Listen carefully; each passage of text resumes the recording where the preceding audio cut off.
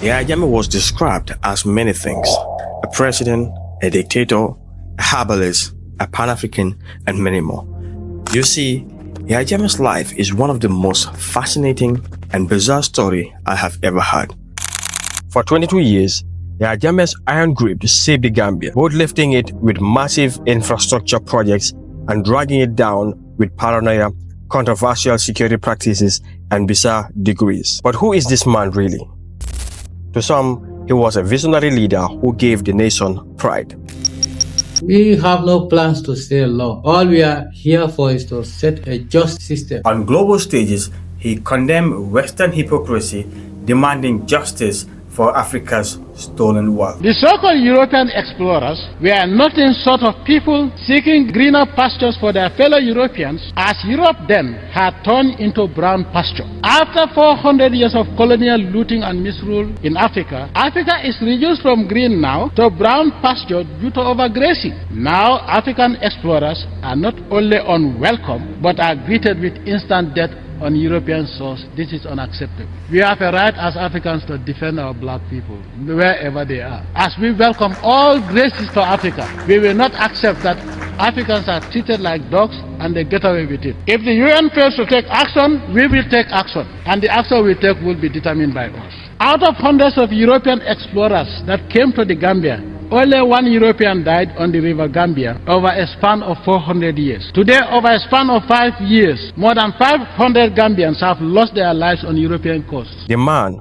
who welcomed change, seeing in him a strong leader who could modernize a struggling nation. And despite the fact that we have so many hospitals and a lot of qualified doctors in the system, people are dying like flies. We have various strange diseases that can only be attributed to what we eat. So in order to address that issue, we have to grow what we eat and eat what we grow. Notorious for his unforgiving stand on homosexuality in the Gambia. Africans have never been homosexual. We have never seen homosexual frogs. I have cattle, I have never seen gay cattle. And homosexuality is detrimental to human existence. This man was also known for his uncensored humor. Don't drink, don't sniff, don't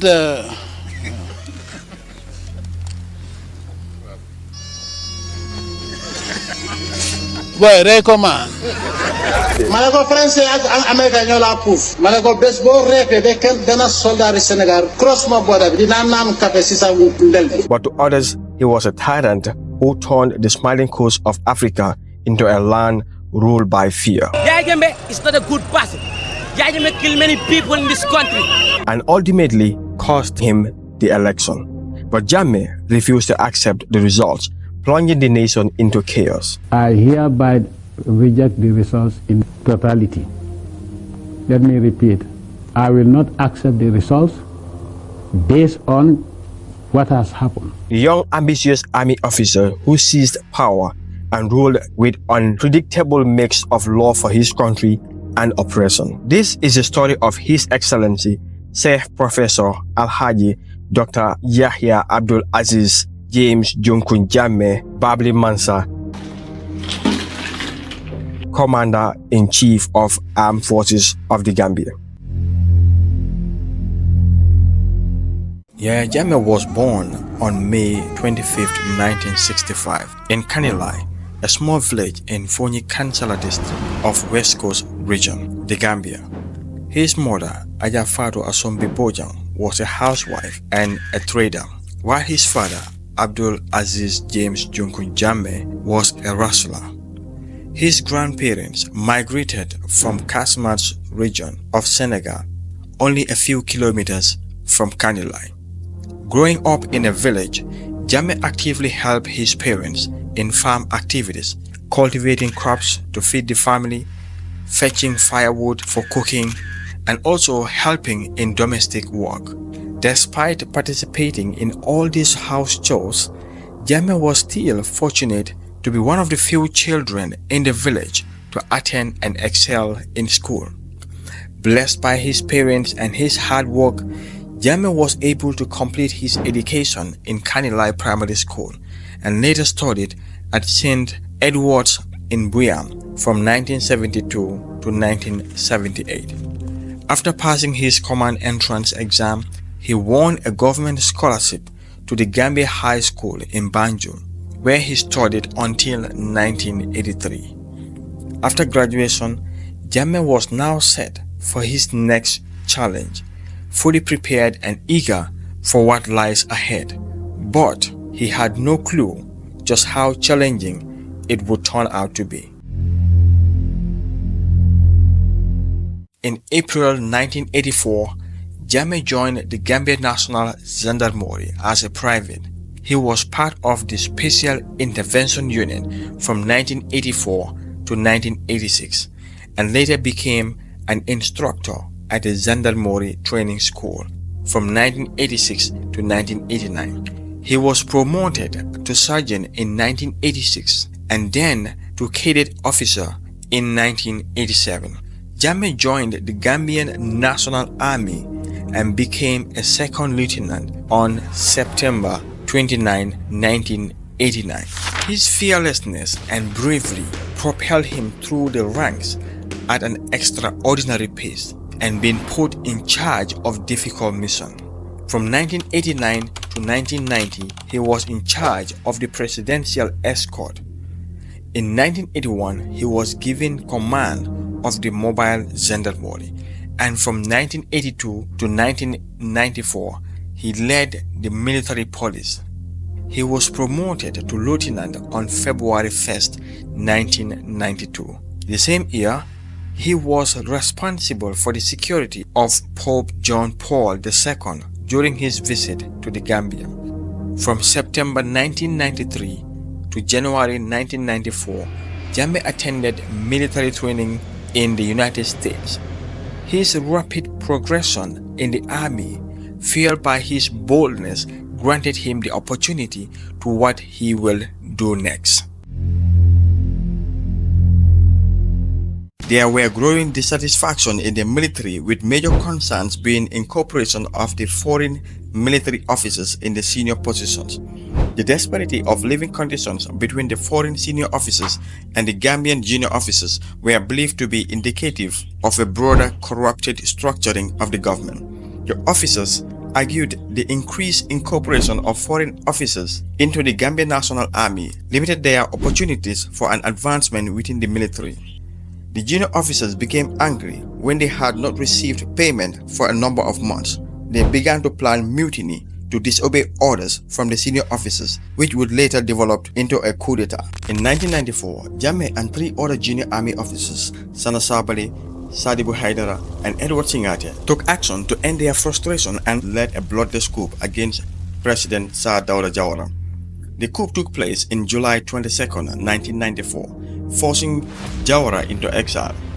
4 days later, the Armed Force Provisional Ruling Council, AFPRC, was established, with Jammeh as its leader. He promised a quick return to civilian rule after stabilizing the country. Following the coup, major donors like European Union and the United States suspended aid to the Gambia, which Jammeh criticized as neo-colonialism. Knowing what kind of a man Jammeh is, this may have sparked his reason in deciding to stay in power, just to tell the West, don't tell us how to run our country.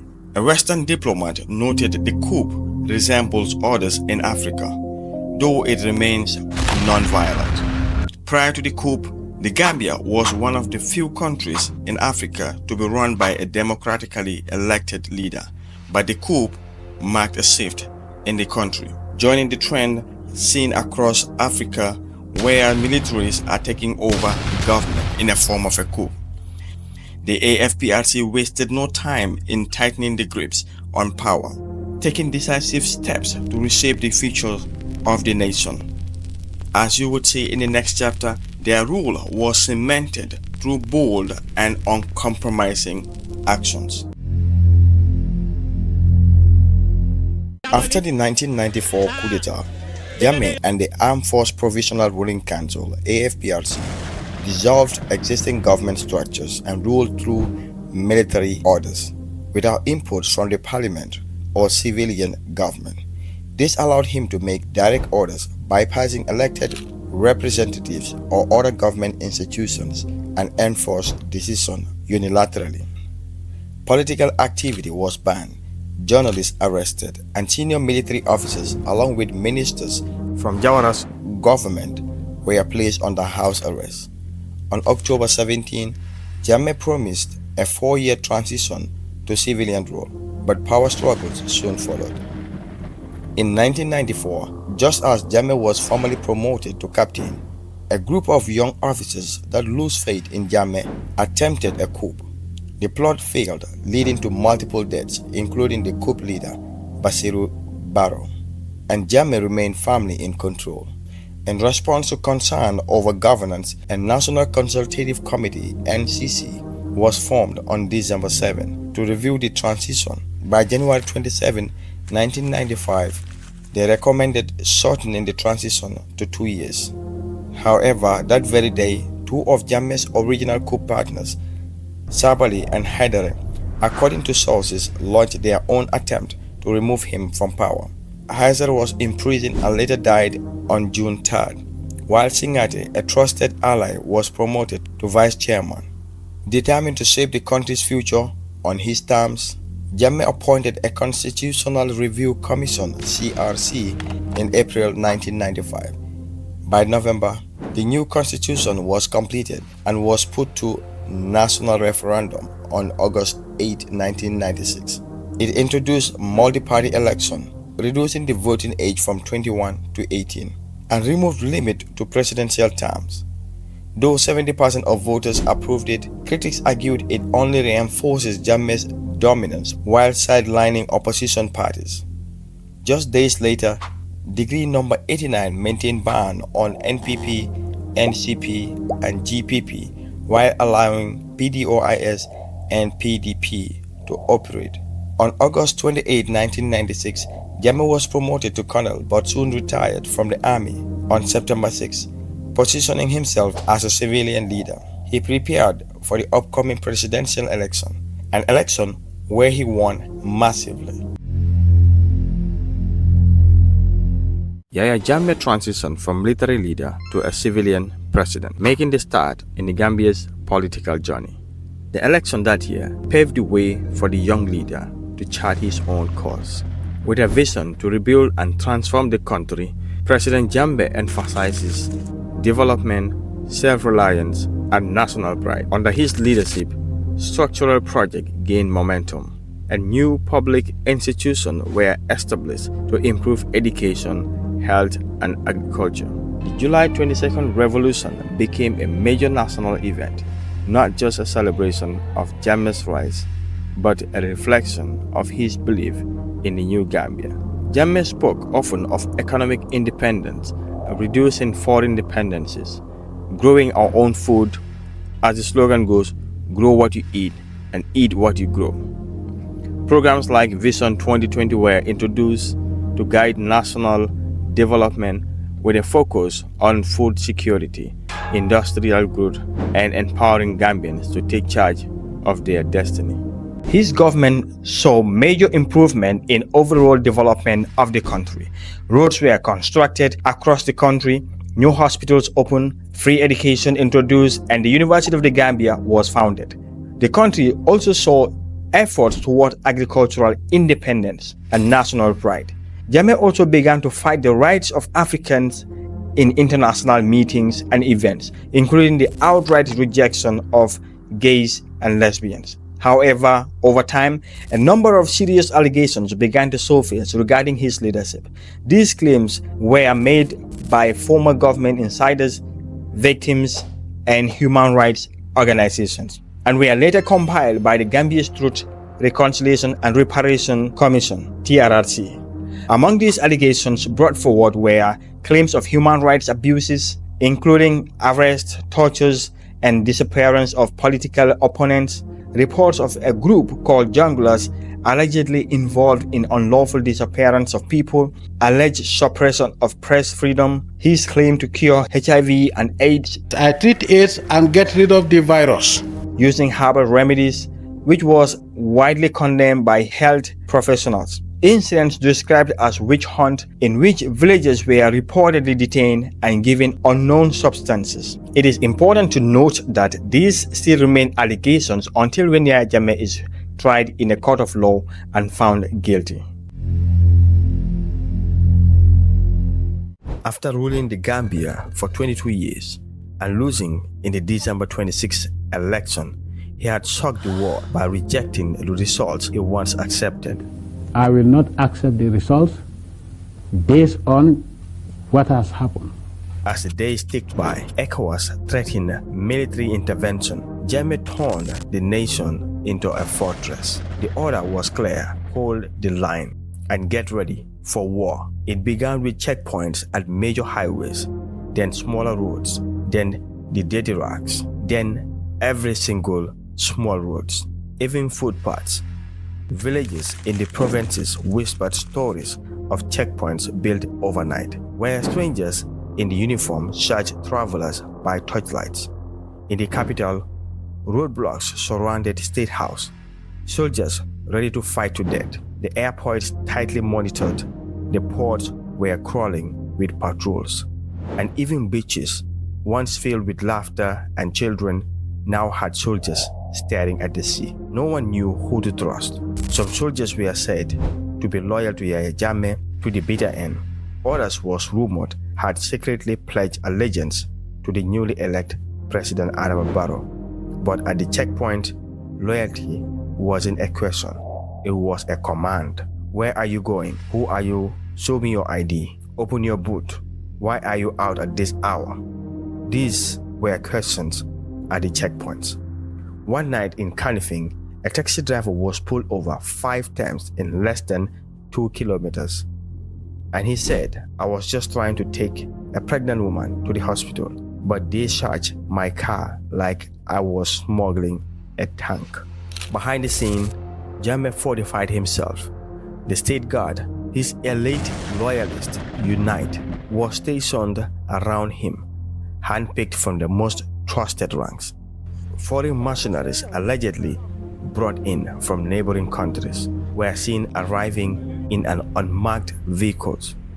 Heavy artillery were moved across the capital under the cover of the darkness. At Deadden Bridge, the only land access into Banjul from the mainland, a military barricade rose overnight. Sandbags, snipers, tankers were seen all across the bridge, and these include trucks mounted with machine guns, a symbolic last stand. If the foreign troops came, they would have to cross it.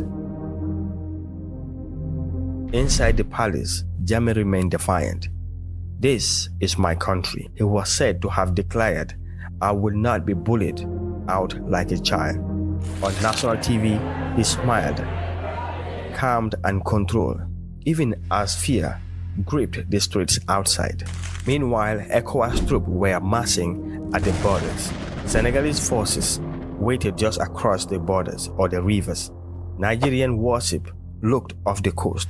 The region was preparing for war, but so was Jammeh. Gambia held its breath. Garages filled with passengers fleeing the country to neighboring countries. It wasn't just politics anymore. It felt like a siege. But in the end, it wasn't the checkpoints, the soldiers, or the barricades that determined the fate of the nation. It was the weight of the pressure, both foreign and domestic. West African leaders flee in. Talk went deep into the night. People prayed, and at last, Jammeh blinked and have accepted to leave the country or to step down without a fight. I hereby take this opportunity to congratulate Mr. Adama Barrow for his victory. It's a clear victory because our system says simple majority. On the 21st of January 2017, Jammeh boarded a plane into exile, escorted by foreign dignitaries, leaving behind a nation wrapped in barbed wire and silence. As the checkpoints were slowly dismantled and life crept back into the streets, a strange mix of relief and trauma lingered. The memory of those days when the Gambia became a land of sandbags and barricades remained itching in the mind of all who lived through them. Some call it standoff, others near civil war, but for many Gambians, it would forever be remained in the moment As the sun set on the 21st of January 2017, Yahya Jammeh boarded a plane and left the Gambia, ending his 22-year rule and making an interesting chapter in the nation's history. Oh, that one, if I tell you, I'm lying, because I'm not in the plane as they are flying. If I tell you that, I'm the biggest liar in the world. I don't know where they are going to land. All I know is they've taken off, they're airborne. Where they are going to land, where the Atlantic goes over Pacific, that is not my business. I know that they are gone. Thank you. His departure followed intense pressure from the regional leaders and political crisis triggered by his refusals to step down after losing the presidential election to Adama Barrow. That evening, a new dawn seems to rise in the Gambia. President-elect Adama Barrow, still operating from Senegal for a security reason, assured the nation that Truth and Reconciliation Commission would soon be established, not to prosecute but to investigate the alleged crimes committed under Jammeh's regime. The commission's aim was to unveil years of reported abuse and corruption and to offer victims a voice. Despite Jammeh's exit, no regional leader offered him immunity. The United Nations, the African Union, and ECOWAS issued a joint statement clarifying that any country offering him refuge would not be punished and that he would be free to return back to the Gambia in the future. They pledged to work with Adama Barrow's administration to ensure that any legally owned asset of Jammeh or his associates wouldn't be seized unjustly. Eventually, Jammeh found asylum in Equatorial Guinea, reportedly settling in a lavish mansion in the village of Mongomo. As Jammeh touched down in Equatorial Guinea, series of allegations followed him into exile, and here are some of the allegations. Barrow's special advisor, Mai Ahmed Fati, made a stunning revelation. The former president had allegedly stolen $11.4 million from the state treasury and flown out dozens of luxury cars in his final week in power. The Ministry of Finance and Central Bank confirmed the treasury was empty.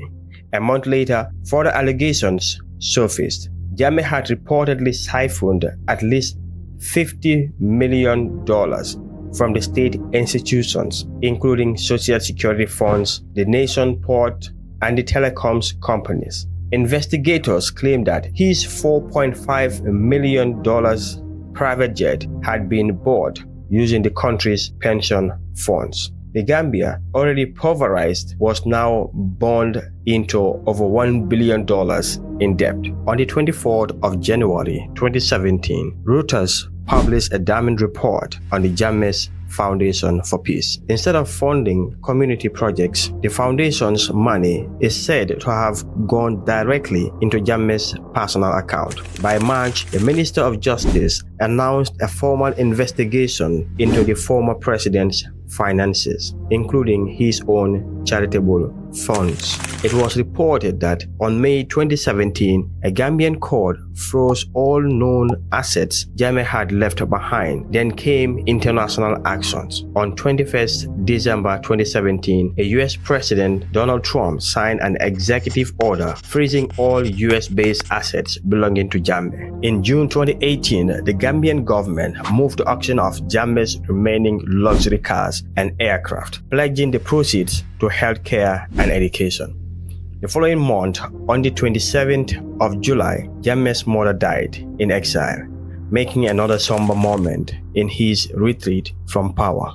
By May 2019, Jammeh was photographed alongside Equatorial Guinea's president, Theodora Obiang Nguema. The opposition voices in Equatorial Guinea called him an unwelcome guest, stating that they did not want another dictator on their soil. Then in January 2020, the Gambian government issued a stark warning. Jammeh was not to return without permission, and this sounded like a U-turn from the previous agreement that Jammeh can come back anytime he wants in his own country. In August 2021, the new government authorized the sales of Jammeh's presidential aircraft. Surprisingly, that same year, Yahya Jammeh, while still on exile, threw his support behind opposition candidate Mama Kandeh in the Gambian presidential election. his former rival. In May 2022, history took another turn. The Gambian government accepted a recommendation to prosecute Jammeh for crimes committed during his rule, including disappearance of people and other serious offenses. That same year, across the Atlantic, the U.S. Justice Department seized his $3.5 million mansion in Potomac. Yahya Jammeh's history is still being written.